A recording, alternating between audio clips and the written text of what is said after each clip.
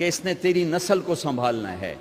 اگر یہ ساس کے بھی سنیں، سسر کے بھی سنیں، نندوں کے بھی سنیں، دیور کے بھی سنیں، پھر تیرے بھی سنیں، تو یہ تو پاگل ہے، یہ بچے کہاں سے پالے گی؟ یہ تو دن کو روئے گی کہ سس ہے آکھے، رات کو روئے گی سو رہے آکھے، اگلے دن آکھے گی میں نے تو تیری بہن ہے آکھے ہے۔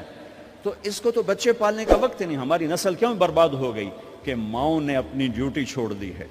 3 سال کا بچہ اسکول میں ڈال رہے ہیں۔ بھائی اور بہنوں، اسلام زندگی گزارنے کا وہ طریقہ ہے جو اللہ نے اپنے علم کامل سے ہمیں عطا فرمایا۔ بنیادی طور پر انسان کے بارے میں اللہ تعالیٰ فرماتے ہیں وَمَا أُوتِيتُم مِّنَ الْعِلْمِ إِلَّا قَلِيلًا، کہ میرے بندو تمہارے پاس علم بہت تھوڑا ہے۔ جو جس لائن میں جہاں پر بھی ہے تو یہ آیت اس کے اوپر آتی ہے، تھوڑا علم ہے۔ یقیناً تھوڑے علم کے ساتھ صحیح فیصلے نہیں کیے جا سکتے، تو اس لیے اللہ نے اپنے علم کامل سے ہمیں زندگی گزارنے کا ایک قانون دیا، اور اس پر اتنا بڑا چیلنج کیا، لا ریب فیہ، الف لام میم ذالک الکتاب لا ریب فیہ۔ دنیا کا بڑے سے بڑا مصنف اپنی کتاب لکھتے ہوئے یہ دعویٰ نہیں کر سکتا کہ آگے جو کچھ کہا جا رہا ہے یہ شک و شبہ سے بالا تر ہے۔ کوئی نہیں دعویٰ کر سکتا۔ پوری کائنات صرف اللہ کو یہ حق حاصل ہے کہ وہ یہ کہے لا ریب فیہ، یہ شک و شبہ سے بالا تر کتاب ہے، قانون ہے۔ اسلام کا ایک حصہ عبادات، دوسرا حصہ معاشرت، اسلامی معاشرت اس نے ہمارے اندر جگہ نہیں بنائی۔ جو پٹھانوں کی معاشرت ہے وہ اسی پہ چلتے ہیں، جو پنجابیوں کی معاشرت ہے وہ اس پہ چلتے ہیں، جو سندھیوں کی ہے وہ اس پہ چلتے ہیں، جو بلوچوں کی ہے وہ اس پر چلتے ہیں۔ اسلام ہماری معاشرت بدل دیتا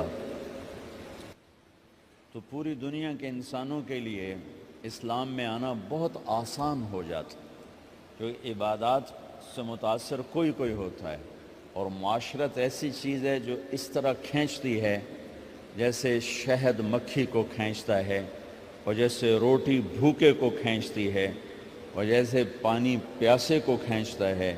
اسلامی معاشرت ایسی خوبصورت زندگی ہے کہ جو لوگوں کو کھینچتی ہے۔ شادی بھی معاشرت کا حصہ ہے۔ میرے نبی نے خود 11 شادیاں کی، 13 کی، 2 شادیاں نکاح ہوا اور طلاق دے دی، گھر نہیں بسایا۔ 11 گھر بسائے، 2 کا آپ کی زندگی میں انتقال ہو گیا، حضرت زینب بنت خزیمہ اور حضرت خدیجہ بنت خویلد رضی اللہ تعالی عنہما۔ 4 بیٹیوں کی شادی کی، 11 شادیاں خود کی، شوہر بن کے دکھایا، باپ بن کے دکھایا، سسر بن کے دکھایا کہ ہماری معاشرت جہاں ہمارا جوائنٹ فیملی سسٹم ہے، اگر ہم لوگ شریعت کو جانتے تو یہ بڑا خوبصورت نظام تھا، لیکن چونکہ ہم شریعت نہیں جانتے تو جوائنٹ فیملی سسٹم سے بہت بڑا ظلم وجود میں آ رہا ہے۔ یہ وہ ظلم ہے جو عدالتوں میں ڈسکس نہیں ہو رہا، جو پنچایتوں میں ڈسکس نہیں ہو رہا، یہ وہ ظلم ہے جو گھروں میں ہو رہا ہے، کیونکہ اپنی وہ حدود باؤنڈری لائن نہیں جانتے کہ میری باؤنڈری کہاں سے شروع ہوتی ہے اور کہاں جا کر ختم ہوتی ہے۔ ایک گھر کیسے چلنا چاہیے اس پر سینکڑوں آیات آئی ہیں۔ اتنی آیات نماز کے لیے نہیں آئیں جتنی ایک گھر کیسے چلنا چاہیے، جتنی اس کے لیے آیات آئیں۔ سورۃ النساء ساری گھر کی زندگی بتاتی، سورۃ المائدہ گھر کی زندگی بتا رہی، سورہ تحریم گھر کی زندگی بتا رہی، سورہ طلاق گھر کی زندگی بتا رہی، سورہ بقرہ میں گھر کی زندگی کی سینکڑوں آیات ہیں کہ ایک گھر کیسے چلنا چاہیے۔ چونکہ یہ نہ مولوی جانتا ہے، نہ جج جانتا ہے، نہ یہ AC بچہ جانتا ہے، نہ ڈاکٹر جانتا ہے، نہ دیہاتی جانتا ہے، نہ شہری جانتا ہے کہ گھر کیسے چلتا ہے. چونکہ یہ چیپٹر میں آپ کو کیا گلا دوں، ہمارے مدرسوں میں بھی نہیں پڑھایا جاتا. ہمارے مدرسے بھی زور دکھاتے ہیں جہاں کوئی اختلافی بات آ جائے، پھر انہوں نے ویکھن والے ہوندے زور کیویں لگدے. جہاں کوئی اخلاقی بات آ جائے تو استاد بھی ٹھنڈا ہوتا ہے، شاگرد بھی ٹھنڈے ہوتے. تو یہ چیپٹر تو پڑھائے نہیں جاتے، مدرسوں میں بھی نہیں پڑھائے جاتے. تو میں آپ سے کیا گلہ کروں؟ تو ہمارے مدرسے سے پڑھے ہوئے بچوں کو نہیں پتہ، ہمارے علماء کو نہیں پتہ کہ گھر کیسے چلتا ہے، کہ نبی کی وہ زندگی جو گھر میں تھی وہ کیسی تھی. یہ نہ پڑھی جاتی ہے نہ پڑھائی جاتی. 11 شادیاں شوق کی تھیں، 11 شادیاں شوق کی تھیں. شوق ہوتا تو 25 سال کا خوبصورت جوان 40 سال کی عورت سے شادی کرتا، جن کے 2 شادیاں پہلے ہو چکی ہیں اور ہر شادی سے اولاد موجود ہے. اور آپ ایسے حسین ہیں کہ حضرت عائشہ فرماتی ہیں کہ یوسف علیہ السلام کو دیکھ کر عورتوں نے ہاتھ کاٹے تھے، میرے محبوب کو دیکھتی تو سینے چیر کے بیٹھ جاتی. اور ام معبد ایک بدو عورت نے آپ کا حلیہ بیان کیا تھا، رأیت رجلا ظاہر الوضاء ابلج الوجہ، میں نے ایک جوان دیکھا یوں لگا جیسے چاند زمین پہ اتر آیا. کیا کہنے، لم تعبہ فجلا لم تزری بہ سعلا، نہ پیٹ آگے نکلا ہوا، نہ سر کے بال اڑے ہوئے، حسین، دیکھتے ہی نظروں میں جچ جانے والا، وسیم، جتنا دیکھوں اتنا دیکھنے کا شوق بڑھتا چلا جائے، قسیم، جدھر سے دیکھوں حسن ہی حسن نظر آئے. ان تکلم علیہ البہا، بولے تو نور چھا جائے. ان سکت علیہ الوقار، چپ ہوں تو وقار چھا جائے.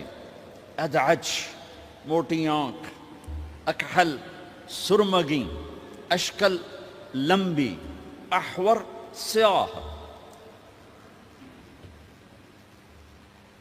اہدب، پلکیں دراز، فی عینیہ دعج، آنکھوں میں ایک کشش، فی صوتہ سحل، آواز میں جادو، فی عنقہ سطع، گردن سراہی دار، فی لحیتہ کفافہ، داڑھی بڑی خوبصورت، سہل الخدین، گال بڑے خوبصورت، نہ پچکے نہ ابھرے، ولیع الفم، ہونٹ جیسے گلاب کی پنکھڑی، براق الثنایا، دانت ایسے تھے مسکراتے تھے تو دانتوں سے نور نکلتا دکھائی دیتا تھا. عظیم الہامہ، بڑا سر، شدید سواد الشعر، سیاہ کالے بال، رجل الشعر، نیم گھنگریالے بال، واسع الجبین، چوڑا ماتھا، ازج الحواجب، بھمیں گول کمان جیسی، اشم، ناک یہاں سے اٹھا، اقن العرنین، آگے سے باریک، لہو نور یعلوہ، یہاں نور جگمگ جگمگ کرتا رہتا تھا. ان فرقت عقیقت و فرق و الا فلا، جب کبھی مانگ نکالتے، کبھی نکالتے تھے کبھی نہیں نکالتے تھے، جب کبھی مانگ نکالتے اور پگڑی شریف اتارتے، ٹوپی اتارتے تو مانگ سے نور نکلتا نظر آتا تھا. ایسے جوان کو لڑکی نہیں ملے گی، ایسا حسن و جمال. ام عائشہ رضی اللہ عنہ وہ سی رہی تھی کرتا سی رہی تھی کپڑا، تو سوئی گر گئی تو کمرے میں اتنی روشنی نہیں تو اس کے یوں کر رہی تھی. اتنے میں میرے نبی اندر آئے تو آپ کے چہرے کے نور سے سوئی چمکنے لگی. ایسا حسن و جمال. اور 40 سال کی عورت سے شادی ہو رہی اور 25 سال ان کے ساتھ گزار دیے، 50 برس کے ہو گئے. 50 سال کے بعد 10 شادیاں، جبکہ شوق اور خواہش ختم ہوتی چلی آ رہی ہوتی ہے. میرے نبی نے کہا ما زوجت وما تزوجت الا بوحی من السماء نزل به جبرائیل. فرمایا لوگوں، میں نے جہاں شادی کی، میں نے جہاں بیٹی دی، پہلے آسمان سے وحی آئی پھر میں نے قدم اٹھایا. پھر فرمایا میں نے جہاں شادی کی، میں نے جہاں بیٹی دی، آسمان سے بشارت آئی کہ سب جنتی ہیں، سب جنتی. یہ شوق کی شادیاں نہیں تھیں، یہ امت کو سکھانے کے لیے. معاشرت کے احکام بارش کی قطروں کی طرح ہیں. نماز، روزہ، حج، زکوٰۃ کے احکام مختصر 5 وقت نماز پھر چھٹی، سال میں 1 دفعہ زکوٰۃ پھر چھٹی، زندگی میں 1 دفعہ حج پھر چھٹی، لیکن 24 گھنٹے میرے ساتھ کوئی لگا ہوا ہے، میں کسی کے ساتھ لگا ہوا ہے۔ میرا کبھی روپ باپ کا ہے، کبھی خامد کا ہے، کبھی بھائی کا ہے، کبھی بیٹے کا ہے، کبھی سسر کا ہے، کبھی چاچے کا ہے، کبھی مخالف کا ہے، کبھی مسجد میں ہے، کبھی دکان پر ہے، کبھی جج کی کرسی ہے، کبھی اے سی کی کرسی ہے، کبھی قائد ہے، کبھی ماتحت ہے، کبھی افسر ہے، کبھی چپڑاسی ہے۔ میرے تو لاکھوں روپ ہیں، ہر روپ میں میرا اللہ کیا چاہتا ہے، بارش کے قطروں کی طرح احکام ہیں ہماری طرف۔ اس میں سے ایک یہ مجلس ہے شادی کی، کہ ایک لڑکا اور لڑکی کیسے زندگی گزارے یہ سمجھانے کے لیے، خامد اور بیوی کیسے زندگی گزاریں یہ سمجھانے کے لیے میرے نبی نے 11 شادیاں کی، اور اپنی عرب کی معاشرت کو توڑ کر اپنی معاشرت ان پر نافذ فرمائی اور اپنی خوبصورت زندگی ان تک پہنچائی۔ عرب میں عورت کو ذلیل سمجھا جاتا تھا، اب بھی کوئی خاص عزت کوئی نہیں ہے، تو میرے نبی نے فرمایا خیرکم خیرکم لأہلہ، سب سے بہترین مسلمان وہ ہے جو بیوی سے اچھا سلوک کرتا ہو، وما انا خیر لأہلی، اور تم سب میں میرا سلوک اپنی بیویوں کے ساتھ سب سے اچھا ہے، سب سے اچھا ہے۔ آپ مجلس میں تشریف فرما ہیں، تنہا نہیں بیٹھے ہوئے، لوگ بیٹھے ہوئے ہیں۔ ایک صحابی پوچھتے ہیں یا رسول اللہ آپ کو سب سے زیادہ کس سے محبت، آپ کو سب سے زیادہ کس سے محبت؟ سبحان اللہ، کیا زندگی سمجھائی ہے میرے نبی نے۔ بھائیو کچھ سیرت پڑھا کرو اللہ کے واسطے، صرف اخبار دے مگر ہی نہ لگے رہے کرو، میرے نبی کی زندگی کچھ پڑھا کرو، صحابہ کی زندگی پڑھا کرو، صحابیات کی زندگی پڑھا کرو۔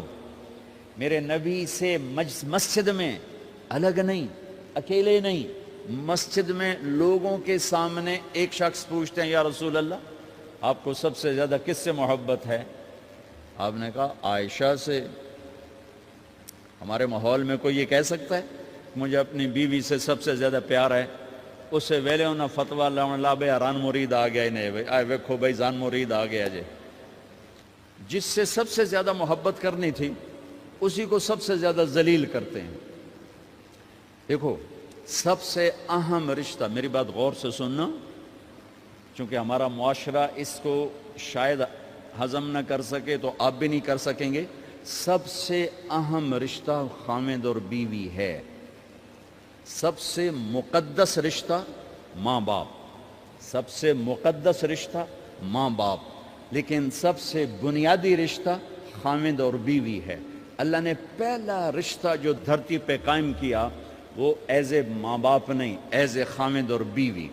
آدم کو خامد بنایا، حوا کو بیوی بنایا، پھر انہی کو ماں باپ بنایا، انہی کو دادا دادی بنایا، انہی کو نانا نانی بنایا، انہی کو ساس اور سسر بنایا۔ سارے رشتے خامد اور بیوی سے جنم لیتے ہیں، آگے یہی 2 رشتے روپ بدلتے ہیں۔ خامد اور بیوی کا رشتہ سب سے بنیادی ہے، سب سے اہم ہے، سب سے بڑا ہے، اور سب سے پہلا ہے اور سب سے آخری ہے۔ پہلا رشتہ بھی خامد اور بیوی کا قائم ہوا، اور دنیا میں بھی آخری رشتہ خامد بیوی رہ جاتا ہے۔ پتران دی شادی ہو گئی، دیاں دی بھی شادی ہو گئی، بڈھا بڈھی کلے بیٹھے۔ ہمارے دیس کی کہانی کیا، میرے گھر کی کہانی۔ میں تبلیغ میں، میرا چھوٹا بھائی لاہور میں، بہنیں اپنے گھر، ماں پیو کلے بیٹھے ہوئے، ہمارے پاس آنے کے لیے تیار نہیں، اپنی جگہ چھوڑنے کے لیے تیار نہیں۔ پھر باپ فوت ہو گئے تو ہم نے منتیں کر لیں اپنی ماں کی کہ میں فیصل آباد میں رہتا ہوں، میرا بھائی لاہور میں ہوتا ہے، کہ ساڑھے کو لا جاؤ نہ پتر، میں توڑے پیو دی جا نہیں چھڑنی۔ نہیں آئے ہمارے پاس، تنہا زندگی گزار دی۔ ہم تو آئے مہمانوں کی طرح آئے اور چلے گئے، تنہا زندگی گزار دی۔ تو پہلا رشتہ خامد اور بیوی، آدم اور حوا۔ پھر دنیا میں بھی اگر زندگی ہے، پہلے مر جاؤں تو الگ بات ہے، اگر زندگی ہے تو پھر آخری رشتہ خامد اور بیوی، اور جنت میں جا کے ہمیشہ کا رشتہ خامد اور بیوی۔ ہر آدمی اپنی بیوی کے ساتھ اور ہر عورت اپنے خامند کے ساتھ جنت میں جوڑا جوڑا ہوں گے، بچے اپنی جنت میں، ماں باپ اپنی جنت میں، ساس سسر اپنی جنت میں، بھائی بہن اپنی جنت میں، جنت میں بھی خامند اور بیوی کا اللہ نے ساتھ بنایا ہے۔ یہ رشتہ سب سے اہم رشتہ ہے۔ اس رشتے کو باقی رکھنے کے لیے اللہ تعالیٰ نے سینکڑوں آیات اتاری اور اس میں دخل اندازی کے لیے کوئی راستہ نہیں چھوڑا، اولاد کو بھی نہیں چھوڑا کہ خامند اور بیوی کے رشتے کو۔ بعض بیویاں ایسی نادان ہوتی ہیں کہ اولاد کی محبت میں خامند کو ڈیگریڈ کرتی ہیں، بعض خامند ایسے نادان ہوتے ہیں اپنے ماں باپ کے احترام میں بیوی کو ذلیل کرتے ہیں، اپنے بہن بھائیوں کی سن سن کر اپنی بیوی کو مارتے پیٹتے ذلیل کرتے ہیں۔ یہ ہر گھر کی کہانی ہے۔ ان دونوں سے میرے اللہ نے روکا ہے۔ خامند اپنی بیوی کو سب سے زیادہ عزت دے، بیوی اپنے خامند کو سب سے زیادہ عزت دے۔ حقوق میں سب سے بڑا حق اب خامند اور بیوی کا ایک دوسرے کے ساتھ جوڑا گیا ہے کہ ان سے نسل چلنی ہے، ان سے نسل چلنی ہے۔ آپ حیران ہوں گے، بیوی کے ذمہ خامند کی روٹی پکانا شریعت نے نہیں لگایا، تو خامند کے ماں پیو کی روٹی کیسے ذمہ ہوگی؟ خامند کے بہن بھائیوں کی روٹی کیسے ذمہ ہوگی؟ کتنی بہنوں نے گھر اجاڑ دیے بھائیوں کے، کتنے ساس سسر نے اپنے بیٹے کے گھر اجاڑ دیے۔ یہ چاروں طرف پھیلی ہوئی کہانیاں بتا رہا ہوں، کوئی خواب نہیں سنا رہا ہوں، کوئی باہر کی زندگی نہیں بتا رہا ہوں کہ جوائنٹ فیملی سسٹم بہت اچھا ہے اگر شریعت کا پتہ ہو، اور بہت برا ہے اگر شریعت کا پتہ نہ ہو۔ چڑا چڑی بھی اکٹھے ہوتے ہیں تو گھونسلہ الگ بناتے ہیں کہ ساس سورا کے دائیں سرتے نہ آ پاوے۔ ہمارے دوست ہیں مار ظفر حراج، میں تو ان کی بات سن کے حیران ہو گیا، کوئی دین کا پتہ کوئی نہیں، شریعت کا پتہ کوئی نہیں، بہت شریف آدمی، ہمارے قریب پڑوسی ذمہ دار ہیں۔ تو ان کے بیٹے کا نکاح پڑھانے میں، جیسے ابھی عزیز کا نکاح پڑھانا، ان کے بیٹے کا نکاح تھا، تو ابھی مہمان نہیں آئے تھے تو ہم ایسے بیٹھے تھے، تو مجھ سے کہنے لگے مولانا صاحب میری بیگم میں نے آکھیا کہ گل سن آپ ہن ہنڈ گئے ہیں، ان کر میرے پوتر دا گھر وکھرا بنا۔ او نوے اساں کہہ دی دھی لائے تے آئی ہے تو مڑ اساں ہی ادھر سر تے بیٹھے ہوئی ہے، پہلے میرے پوتر دا گھر وکھرا بنا، او دی ڈولی وکھری لایا تو مڑ میں شادی کرساں پتر دی۔ چلو وہ تو طاقت رکھتے تھے، انہوں نے الگ گھر بنایا۔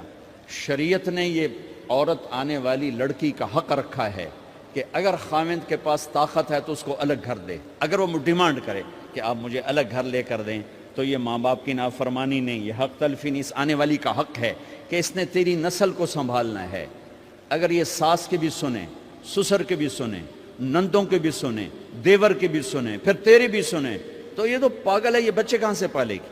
یہ بچوں کی تربیت کب کرے گی؟ یہ تو دن کو روئے گی کہ سس ہے آکھے، رات کو روئے گی سو رہے آکھے، اگلے دن آکھے گی میں نے تو تیری بہن ہے آکھے ہے۔ تو اس کو تو بچے پالنے کا وقت نہیں۔ ہماری نسل کیوں برباد ہو گئی؟ کہ ماؤں نے اپنی ڈیوٹی چھوڑ دی ہے۔ 3 سال کا بچہ سکول میں ڈالنے لے، بلا سکول والوں نے کیڑی فکر ہے، انہوں نے پیسے لے کے انہوں کھڈاونا۔ میرے نبی نے کہا 7 سال تک تو نماز بھی نہ کہو، گلے سے لگا کے رکھو۔ 7 سال تک نماز بھی نہ کہو، بس اس کو قریب کرو قریب کرو قریب کرو، 10 سال میں جا کے نماز کہو۔ 3 سال کے بچے کو ڈالتے ہیں سکولوں میں، اس کے لاشعور میں ماں باپ سے نفرت پیدا ہو جاتی ہے۔ یہ میری اب بیتی ہے، اللہ نے مجھے تبلیغ میں لگا دیا تو شریعت پڑھنے کے بعد اللہ نے میرا سر جھکا دیا، ورنہ میں تو بالکل باغی ہوتا۔ تو میرے نبی فرما رہے ہیں 7 سال تک نماز بھی نہ کہو، بس سینے سے لگا کے رکھو، تاکہ تمہاری صفات منتقل ہوں اور تمہاری محبت ان کے اندر منتقل ہو۔ تو جب بیوی پر پورے گھر کا بوجھ پڑ گیا تو وہ اپنے بچوں کو کب پالے گی اور بچوں کی کب وہ تربیت کرے گی؟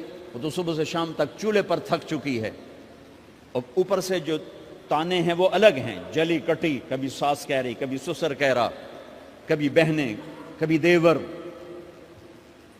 تو وہ تو بالکل بیچاری پاگل ہو جاتی۔ کہیں اس کا الٹ بھی ہوتا ہے، آنے والی ایسی آتی ہے کہ پورے گھر کو تباہ کر کے ماں باپ کو بھی دھکا دلا کے اپنے خامند کو لے کے نکل جاتی، ایسا بھی ہے لیکن یہ بہت کم ہے۔ ابتدائی رشتہ خامند اور بیوی ہے، خامند اور بیوی یہ ابتدائی رشتہ ہے۔ اللہ نے آدم کو بنایا اور حوا کو ساتھ بیوی بنایا، اولاد بعد میں دی۔ اور ایک اور بات، آدم کو بنا دیا مٹی کا پتلا کٹھا کر کے، مٹی کٹھی کر کے پتلا بنا دیا، 40 سال کے بعد روح ڈالی، چل بھائی جا جنت، اور اکیلے بھیج دیا، بیوی نہیں دی۔ حالانکہ اللہ چاہتا تو ساتھ ہی حضرت حوا کی مٹی کا ڈھیر بھی لگا دیتا، اس کا پتلا بھی تھپ دیتا، فرشتوں سے تھپوا دیتا، اور پھر 40 سال کے بعد دونوں کو اکٹھا جنت میں ڈالتا۔ بہت سارے پیغام، اس میں بہت سارے پیغام، تاخیر ساتھ نہیں بنایا، دیر سے بھیجا، انتظار قدر کو بڑھانے کے لیے کہ عورت کی قدر کرنا، کمزور ذات ہے، کمزور مخلوق ہے، قدر کرنا۔ دوسرا، پہلے دن پتلا نہیں بنایا کہ ننگا پڑا ہو، عورت کا پتلا ننگا ہو، مٹی کا ہو، پتھر کا ہو، تو اس میں کیا کشش؟ تو ان مرد کے لیے کشش کوئی نہیں، تو فرشتوں کو کیا کشش تھی؟ پہلے دن سے عورت کو پردے میں بنایا، بے پرد نہیں کیا، بے پرد نہیں کیا، اس کا پتلا نہیں بنایا، اسے ننگا نہیں چھوڑا، اس کو پہلے دن سے کورڈ۔ اور کیسے بنایا؟ فرشتوں کو کی آنکھوں پہ پردہ اور آدم کو سلا دیا۔ آدم علیہ السلام سوئے ہوئے ہیں، فرشتوں کی آنکھوں کے سامنے پردہ ڈال دیا گیا۔ جب آدم اٹھے ہیں، اور ایک اور بات، جنت میں رہ کر بھی آدم علیہ السلام کا دل نہیں لگتا تھا، اداس اداس رہتے تھے۔ اماں آئی تو بابے دا دل لگا، تو اداس رہتے تھے جنت میں۔ جب آنکھ کھلی تو اپنے لیفٹ سائیڈ پہ ایک خاتون، سر سے لے کر پاؤں تک لباس میں۔ آپ نے سنا ہے نا، یوسف علیہ السلام دنیا میں سب سے خوبصورت ہستی پیدا کیے گئے، یہ مردوں میں، عورتوں میں سب سے خوبصورت حضرت حوا کو پیدا کیا گیا۔ کون ہے؟ کہتے ہیں اللہ کی آدم تیری بیگم، کون ہے تیری بیگم؟ نکاح پڑھایا، پھر کہا آدم مہر ادا کرو۔ تو انہوں نے پوچھا کیا مہر دوں؟ تو وہاں تو سونا چاندی ڈھیر لگے پڑے تھے۔ اللہ تعالیٰ کہتے دا من سونا چاہ کے دے دے۔ میرے اللہ نے کہا تیری نسل میں میرا آخری حبیب آنے والا ہے، اس پہ ایک دفعہ درود پڑھ دے، یہ مہر ہے۔ سیدھے ہاتھ میں برکت ہے، پیدا کیا الٹی طرف سے۔ الٹی طرف سے کیوں پیدا کیا ہے؟ کہ الٹی طرف دل ہے، اور دل کے نیچے جو پسلی ہے وہاں سے پیدا کیا۔ اس میں پیغام کیا دیا کہ عورت جس روپ میں ہو، پہلا روپ اس کا بیوی بنا، پھر وہ ماں بنی، پھر اس آگے بیٹی کا روپ ہے، پھر بہن کا روپ ہے، پھر خالہ ہے، پھوپھی ہے، دادی ہے، نانی ہے، ساس ہے۔ جس روپ میں بھی عورت ہے اس کو دل کے قریب جگہ دو۔ یہ دل کے نیچے سے پیدا کرنے میں یہ پیغام دیا گیا ہے، اسے ذلیل نہ کرو، اسے خوار نہ کرو، اسے بے عزت نہ کرو، اس پر شدت نہ کرو۔ تو پہلا بنیادی رشتہ خامند اور بیوی ہے، اور آخری رشتہ بھی خامند اور بیوی ہے۔ لیکن اس وقت ہمارے معاشرے میں خامند سے زیادہ اس کے ماں باپ حق جتلاتے ہیں، خامند سے زیادہ اس کی بہنیں حق جلاتی ہیں، خامند سے زیادہ اس کے رشتہ دار حق جتلاتے ہیں، اور جھوٹی سچی شکایتیں لگا کر بیوی سے متنفر کرتے ہیں، اور کہیں بیوی کو خامند سے متنفر کرتے ہیں، آپس میں لڑائی لڑا کے پھر خوش ہوتے ہیں۔ میرے نبی سے پوچھا جائے یا رسول اللہ آپ کو سب سے زیادہ کس سے پیار ہے؟ تو آپ نے کہا عائشہ سے۔ اللہ، وہ جھینپ کے کہنے کہ نہیں، میں پوچھ رہا ہوں لوگوں میں آپ کو کس سے زیادہ پیار ہے؟ تو آپ کہتے ابو بکر سے۔ تو آپ نے پھر کہا ابوہا، مجھے عائشہ کے باپ سے زیادہ پیار ہے۔ پھر پہلے عائشہ کا، تو پھر کہتے ابو بکر۔ تو آپ نے کہا نہیں، ابوہا، مجھے عائشہ کے باپ سے سب سے زیادہ پیار ہے۔ یہ آپ کو میسج دیا ہے کہ گھر کی زندگی کیسے ہوتی ہے، کوئی عشق نہیں چڑھا ہوا تھا، میسج دینا۔ ہم عائشہ چھوٹی عمر کی تھیں، ان کو آٹا گوندھ کے دیتے تھے، آٹا گوندھ کے دیتے تھے، پھر جب ان کو آٹا گوندھنا آ گیا پھر چھوڑ دیا، پھر ان کو سامنے بٹھا کر لقمے بنا کے کھلاتے تھے۔ پھر ہم عائشہ رضی اللہ تعالیٰ عنہ کوئی گوشت کا ٹکڑا، وہاں بڑے بڑے گوشت کے ٹکڑے پکائے جاتے تھے، تو کوئی گوشت کا ٹکڑا اٹھایا اور ایسے 2-4 جگہ سے نوچا اور پھر رکھ دیا، سارا کھایا نہیں جاتا تھا، تو اللہ کے نبی اسی کو اٹھاتے اور حضرت عائشہ کو دکھا کر جہاں سے حضرت عائشہ نے نوچا ہوتا تھا وہاں سے یوں کاٹ کے دکھاتے تھے۔ پھر حضرت عائشہ رضی اللہ تعالیٰ نے گلاس اٹھایا پانی پینے کے لیے، جہاں ہونٹ لگائے پہ گلاس رکھ دیا، بڑے بڑے گلاس ہوتے تھے، تو حضرت ہمارے نبی اٹھاتے تھے، جہاں عائشہ کے ہونٹ لگے ہوتے تھے وہاں ہونٹ لگا کے پانی پیتے تھے۔ یہ آپ کو سکھانے کے لیے ہے۔ اپنے گھر والوں کے ساتھ بیٹھ کے کھانا کھاتے،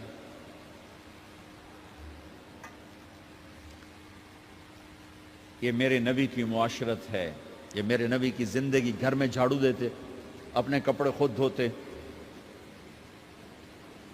کوئی چیزیں بکھری پڑی ہوتی تو بیوی کو نہیں ڈانٹتے، خود اٹھ کے سیٹ کر کے رکھ دیتے، گھر والوں کے ساتھ مل کر برتن دھوتے، صفائی کرتے، گھر والوں کے ساتھ مل کر۔ یہ میرے نبی کی ایک خوبصورت زندگی ہے بھائیوں بہنوں، ہم بھلا چکے ہیں۔ بیوی کے لیے خامند کو سب سے بڑا حقدار۔ بعض لڑکیاں ایسی نادانی کرتی ہیں کہ شادی کے بعد بھی اپنے ماں باپ کی آنکھ کو دیکھ کے چلتی ہیں۔ شادی کے بعد سب سے بڑا حق خامند کا ہے، شادی کے بعد سب سے بڑا حق خامند کا ہے۔ ماں باپ پیچھے چلے جاتے ہیں، بہن بھائی پیچھے چلے جاتے ہیں، لیکن یہ نادانیاں بھی دیکھنے کو ملتی ہیں کہ شادی کے بعد بھی ماں باپ اپنی بچی کو اپنے قابو میں رکھنے کی ترتیبیں سوچتے ہیں تو وہ بھی اپنی بچی کا گھر برباد کر دیتے ہیں۔ میرے نبی سے پوچھا گیا یا رسول اللہ عورت پر سب سے زیادہ کس کا حق ہے؟ تو آپ نے فرمایا اس کے خامند۔ ایک خاتون ہے، یا رسول اللہ میری شادی ہو رہی ہے تو میرے اوپر میرے خامند کا کیا حق ہے؟ تو آپ نے ارشاد فرمایا تیرے خامند کے جسم پر زخم ہو، زخموں میں پیپ پڑ جائے اور تو اپنی زبان سے چاٹ چاٹ کے زخم صاف کرے تو تو نے اپنے خامند کا حق ادا نہیں کیا۔ خامند کو سمجھایا کہ سب سے بہترین مسلمان وہ ہے جو بیوی سے اچھا سلوک کرتا ہے، اور میرا سب سے اچھا سلوک ہے اپنی بیویوں کے ساتھ، یعنی قاب قوسین او ادنا آپ کا مقام ہے۔ اللہ پاک کا دیدار اپنی آنکھوں سے کیا ہوا ہے، اور آپ ہمیں معاشرت سکھا رہے ہیں کہ ایک جہاد کے سفر سے واپس آ رہے ہیں، ہم عائشہ ساتھ ہیں، تو آپ نے صحابہ سے کہا بھئی آگے چلے جاؤ، وہ سارے آگے چلے گئے۔ جب سارے نظروں سے غائب ہو گئے تو آپ نے کہا عائشہ دوڑ لگاؤ گی میرے ساتھ؟ عائشہ نے نہیں کہا، میرے نبی نے کہا دوڑ لگاؤ گی؟ آج کل کا کوئی علامہ بھی یہ نہیں کرے گا۔ عائشہ دوڑ لگاؤ گی میرے ساتھ؟ کہا جی لگاؤں گی۔ تو دوڑ لگائی تو عائشہ فرماتی ہے میں آگے نکل گئی، اللہ کے نبی پیچھے رہ گئے، چاہے آپ جان بوجھ کے آستہ ہوئے ہوں ان کی دل جوئی کے لیے۔ کچھ سال گزر گئے، پھر جہاد کے سفر سے واپسی ہو رہی ہے تو آپ نے صحابہ سے کہا بھائی آگے چلے جاؤ، تو سارے آگے چلے گئے، غائب ہو گئے۔ عائشہ دوڑ لگائیں؟ کہا جی لگائیں۔ تو فرمایا کہ ان دنوں میں ذرا موٹی ہو گئی تھی، جب دوڑ لگائی تو اللہ کے نبی آگے نکل گئے، تو پھر آپ نے کہا عائشہ ہذہ بتلکا، عائشہ اب تیرا میرا حساب برابر ہو گیا، اس دفعہ تو آگے نکل گئی، آج میں آگے نکل گیا۔ یہ میرے نبی کی معاشرت ہے کہ بھری محفل میں کہہ رہے ہیں مجھے عائشہ سے سب سے زیادہ پیار ہے۔ اور عرب میں عیب تھا، جیسے ہمارے ہاں بھی عیب ہے کہ کوئی بھری محفل میں کہ مجھے بیوی سے سب سے زیادہ پیار، کہ تیری ماں کتنے گئی؟ بھائی ماں کا اور خانہ ہے، بیوی کا اور خانہ ہے، ماں کی اور جگہ ہے، بیوی کی اور جگہ ہے۔ تو میں آپ سب سے کہتا ہوں ماں باپ کی وجہ سے بیویوں پہ زیادتی نہ کرو، بیوی کی وجہ سے ماں باپ پہ زیادتی نہ کرو۔ بڑے ہو تو بڑے بنو۔ ہمارے نبی تو آپ سسر بھی ہیں نا، آپ نے 4 بیٹیوں کی شادیاں کی، 2 تو ایک ہی کو دے دی عثمان کو، رقیہ اور ام کلثوم رضی اللہ تعالیٰ عنہما، حضرت عثمان کے نکاح میں، ابو العاص رضی اللہ تعالیٰ عنہ کو زینب، اور سب سے پیاری محبوب بیٹی حضرت علی رضی اللہ تعالیٰ عنہ۔ باقی 3 نکاح بڑے سادہ کیے، حضرت فاطمہ کا نکاح بڑے دھوم دھام سے کیا۔ ان کا رشتہ لے کر صدیق آئے، یا رسول اللہ میں خواہش مند ہوں، آپ چپ رہے۔ پھر حضرت عمر بعد میں گئے، یا رسول اللہ میں خواہش مند ہوں، آپ چپ رہے۔ تو عبد الرحمن بن عوف رضی اللہ تعالیٰ نے حضرت علی سے کہا علی تو جا، تجھے دے دیں گے۔ وہ کہنے کہ میں تو بہت غریب ہوں، مجھے کہاں دیں گے؟ حضرت علی کا ذاتی گھر بھی نہیں تھا، کسی سے ایک کوٹھا مانگ کے اس میں رہ رہے تھے مدینہ میں۔ کہا نہیں تو جا جا۔ تو یہ مسجد میں پہنچے، اللہ کے نبی کو دیکھا تو ایسا روب طاری ہوا کہ بولے ہی کچھ نہیں۔ اللہ کے نبی کو تو پتہ ہے کہ کیا ہے اور کس لیے ہے۔ تو آپ نے کہا علی کیسے آئے؟ چپ۔ کہا لگتا ہے فاطمہ کے رشتے کے لیے آئے ہو؟ کہا جی ہاں۔ تو آپ نے کہا انشاءاللہ اتنا کہا انشاءاللہ، اور چپ ہو گئے۔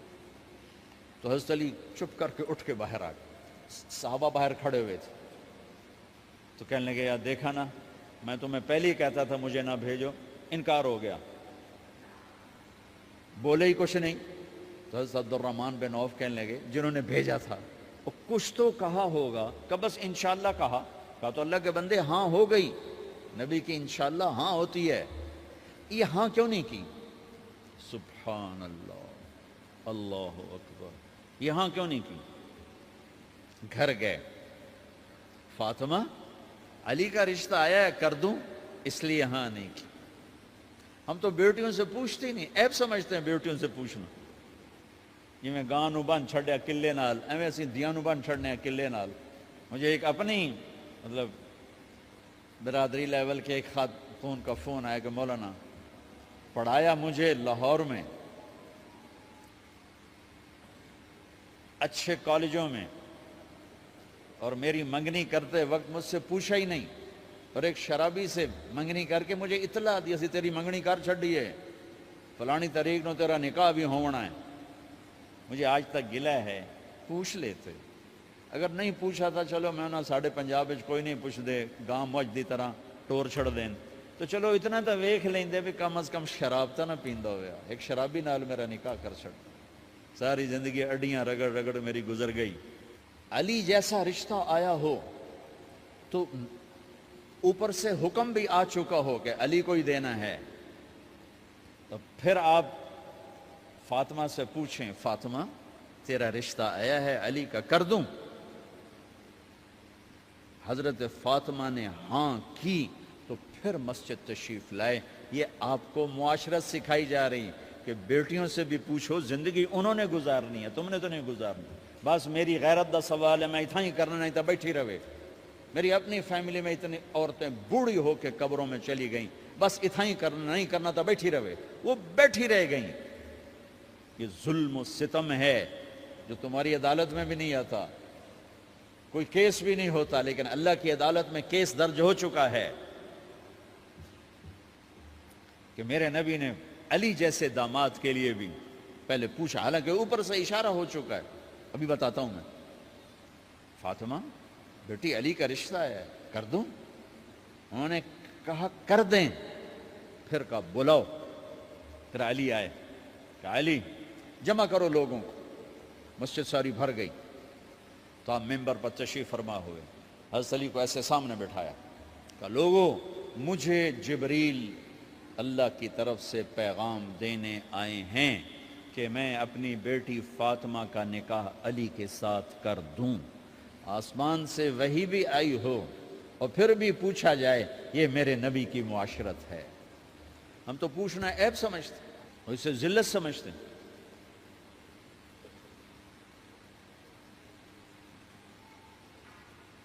پھر آپ نے اتنا بڑا اہتمام کیا، مسجد نبوی پرانی جو آپ کے زمانے کی تھی، بہت بڑا ہال تھا، اس کا بھرا ہوا تھا، آپ نے سب کو شہد کا شربت پلایا، خود نکاح پڑھایا، نکاح کا خطبہ پڑھ کیا، پھر کہا علی میں نے فاطمہ بنت محمد کو 400 درم مہر کے عوض تمہارے نکاح میں دیا، تو نے قبول کیا؟ انہوں نے کہا جی میں نے قبول کیا، اور سجدے میں چلے گئے اور زور سے دعا مانگی، رب اوزعنی ان اشکر نعمتک التی انعمت علی وعلی والدی وان اعمل صالحا ترضاہ واصلح لی فی ذریتی انی تبت الیک واننی من المسلمین۔ میرے نبی نے کہا آمین، زور سے کہا آمین، نکاح ہو گیا۔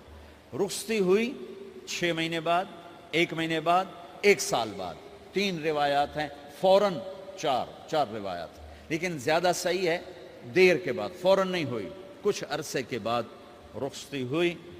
حضرت عقیل آپ کے بھائی وہ کہنے لگے علی اب رخصتی ہو جانی چاہیے، تو یہ دونوں مل کر آئے سلمان فارسی کے پاس کہ سلمان بھائی ہماری رخصتی کروا دو۔ سلمان فارسی کا بڑا احترام تھا، انہوں نے جا کر بات کی ام سلمہ رضی اللہ تعالیٰ عنہ سے، ام سلمہ نے بات کی اللہ کے نبی سے، کہا ہاں آ جائے لے جائے، آ جائے لے جائے۔ تو علی رضی اللہ تعالیٰ عنہ اپنی اونٹنی لے کر آئے، تو حضرت علی کا گھر وہ کرائے پر گھر تھا، ایک کونے پر، تو وہاں اسما بنت امیس اور ایمن گئیں اور اس کے فرش کو لیول کیا، فرش میں سرخ مٹی ڈال کے اس کو لیول کیا اور دیواروں کی پوچا پاچی کی اور وہاں کھوٹیاں لگائیں کپڑے ٹانگنے کے لیے۔ آپ نے حضرت عائشہ، حضرت ام حبیبہ، حضرت ام سلمہ سے فرمایا تمہیں پتہ ہے نا مجھے فاطمہ سے کتنا پیار ہے، اسے دلہن بناؤ۔ دلہن بنانا بھی سنت ہے، دلہن بناؤ، اسے دلہن بناؤ، تو آپ کو دلہن بنایا گیا۔ پھر علی رضی اللہ تعالیٰ عنہ تشریف لائے سلمان فارسی اور عقیل کے ساتھ، اونٹنی کو دروازے پر بٹھایا، تو آپ نے علی کا ہاتھ پکڑا، اندر تشریف لے گئے اور فاطمہ کا ہاتھ پکڑ کے علی کے ہاتھ میں دیا اور کہا بیٹی مجھے اپنے خاندان میں جو سب سے زیادہ محبوب تھا میں نے تیرا ہاتھ اس کے ہاتھ میں دیا ہے۔ پھر کہا علی تجھے نبی کی بیٹی مبارک، نبی کی بیٹی مبارک۔ پھر آپ نے اسے پیالے میں پانی منگوایا اور اس میں آخری 2 سورتیں پڑھ کے دم بھی کیا، تھوک بھی ڈالا، پھر اس میں سے انگلیاں ڈال کے ان کے سینے پر چھڑکا کہ دونوں پی لو، دونوں کو پلایا۔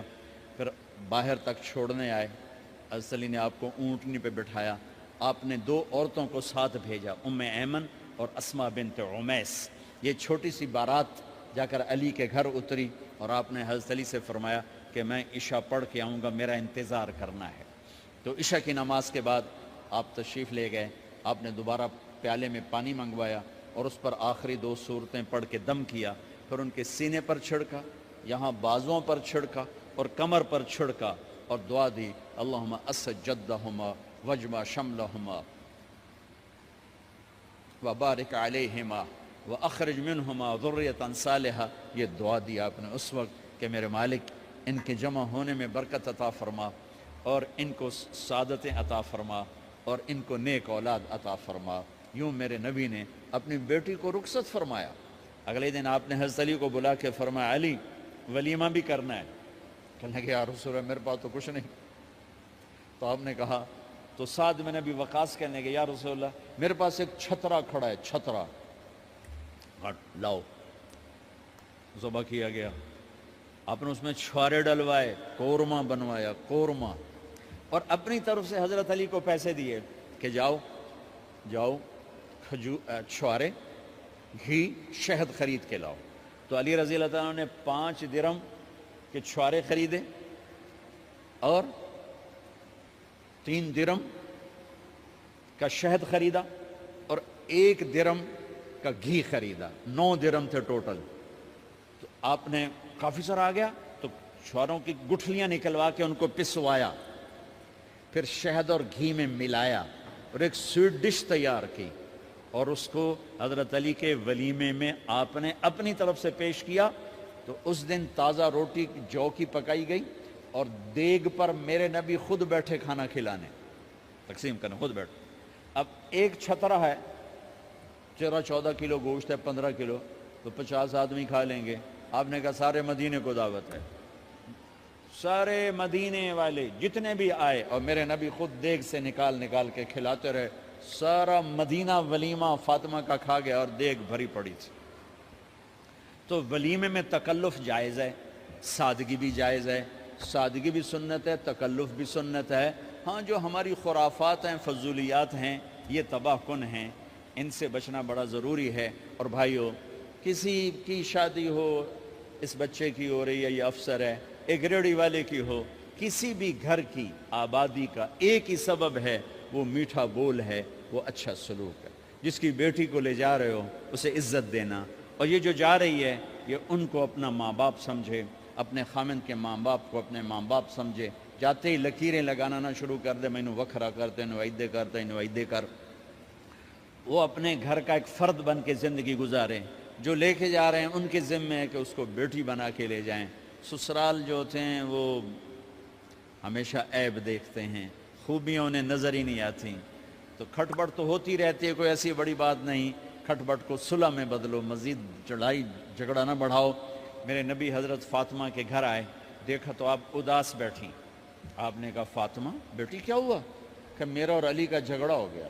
اچھا، خود گئے بیٹی کے باپ ہو کر، دیکھا تو حضرت علی مسجد میں سوئے ہوئے تھے۔ آپ نے ان کو اٹھایا، کہا یا ابا تراب قم، آپ کو یہ ٹائٹل یہاں ملا، اے ابو تراب۔ فرمایا کرتے تھے کل کائنات ملتی تو اتنی خوشی نہ ہوتی جتنا اس ٹائٹل کی خوشی ہے۔ ابو تراب کہنے کا کیا مطلب تھا کہ اظہار محبت کے لیے ایسے ٹائٹل دیے جاتے تھے، تو ابو تراب کہہ کر یہ میسج دیا کہ میاں بیوی کی لڑائی ہوتی رہتی ہے، میں تجھ سے ویسے ہی محبت کرتا ہوں جیسے پہلے کرتا تھا، یہ میسج دیا اس نے۔ اب حضرت علی کو لائے اٹھا کر اور گھر میں تشریف لائے، نہ علی کی سنی نہ فاطمہ کی سنی۔ ہاں بھئی علی کی مسئلہ ہے، ہمیں فاطمہ کیا مسئلہ ہے؟ یہ مسئلے سن کے بھی زیادہ لڑائی ہو جاتی، صلح کراون والے بھی آپ ہو دو چار لتر مار کے آ جاندے۔ تو میرے نبی نے کیا کیا؟ سبحان اللہ، زمین پر لیٹ گئے، ادھر علی کو لٹایا، ادھر فاطمہ کو لٹایا، علی کا ہاتھ اپنی ناف پہ رکھا، فاطمہ کا ہاتھ ان کے ہاتھ پہ رکھا، اور بیٹی کے ہاتھ پر اپنا ہاتھ رکھا۔ پھر فرمایا کہو ہماری صلح ہو گئی، علی کہو، فاطمہ کہو۔ دونوں نے کہا ہماری صلح ہو گئی۔ آپ اٹھے، خوش خوش باہر آئے، چہرہ ایسے گلاب کے پھول کی طرح۔ صحابہ نے عرض کی یا رسول اللہ آج آپ بڑے خوش نظر آ رہے ہیں۔ فرمایا علی و فاطمہ کی صلح کرا کے آ رہا ہو۔ تو کھٹ بٹ ہو جانا تو کوئی بڑی بات نہیں ہے، مطلب یہ وہ گھر ہے، میں اس گھر کی کیا تعریف کر سکتا ہوں۔ تو میں آگے کا ایک قول سنا دیتا ہوں ابن عباس کا کہ جنت میں نور کی چمک اٹھے گی، سارے جنت ہی کہیں گے یہ نور کیسا نور ہے بھائی جو ساری جنت کے نور پر چھا گیا؟ تو فرشتے بتائیں گے کہ او جنت الفردوس میں علی و فاطمہ بیٹھے ہیں، کسی بات پہ ہنسے ہیں، ان کے دانتوں سے جو نور نکلا ہے اس نے جنت کو روشن کر دیا۔ لیکن کھٹ پٹ یہاں بھی ہو گئی، ان سے بڑا گھر میرے نبی کا ہے، وہاں بھی کھٹ پٹ۔ ایک دفعہ آپ نے حضرت عائشہ سے کہا مجھے پتہ لگ جاتا جب تو مجھ پہ ناراض ہوتی ہے، مجھے پتہ چل جاتا ہے۔ انہوں نے عرض کی یا رسول اللہ آپ کو کیسے پتہ چلتا ہے؟